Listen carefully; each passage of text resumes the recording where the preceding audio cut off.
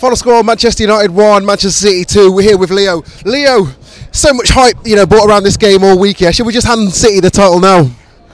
Not yet. I think City have set a very important benchmark today. I think today was always the opportunity, just the way the fixtures fell, of how, for the first big game, who can make the first real match statement, and City have done that, emphatically. They were better teams today. They had a lot more precision in their play, they were crisper. City! The best team in the land and all the world. Who? Yeah. Anyway, where was I? Yeah, so they did set the benchmark today. They were very crisp, they were faster, they were more efficient, their game plan worked.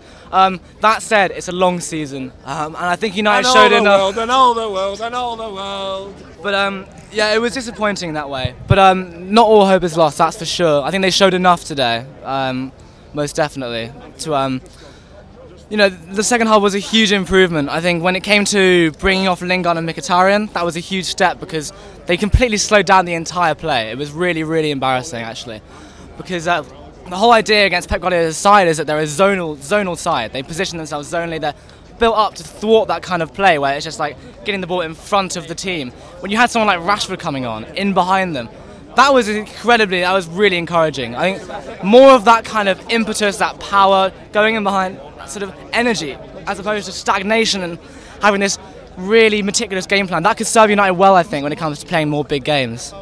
Yeah, so yeah, you mentioned like tactics. Like how differently do you think Mourinho went about things in the second half compared to the first? Monumentally, he was more direct. He was more. He threw away the game plan a little bit more. You can tell when the game started. I think about 10 minutes, and I could tell actually.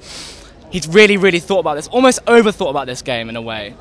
This is the thing, he would have been thinking about this game against Guardiola even before he took the United manager's job. So I think when it came to half-time, he thought, this isn't working, we're not getting in behind, they're just squeezing us. That's why they scored those goals, it came out of pressure. So in that way, anyway, he cut loose a bit. He sent Rashford on. He said Fellaini further forward. He got Herrera in there as a leverage in the middle. You had more physical presence up there. You had Rooney even improving slightly. There was more energy, a little more of a direction as opposed to the sort of meandering game plan we saw in the first half. Okay, here going forward, final on Thursday, Europa League. Do you think the United can win the Europa League? Would you like us to win the Europa League, or would you like us to drop out the earliest opportunity and concentrate on a domestic, league title, FA Cup, EFL Cup, whatever it's called, the Milk Cup? What I'd like us to do is to give the fringe players a chance in the competition. The likes of Fosu Mensah, give Rashford times to start. Bring in people like that who are going to not feature very frequently. Memphis Depay is another one. Michael Carrick hasn't played much. They've got actually a reasonably big squad.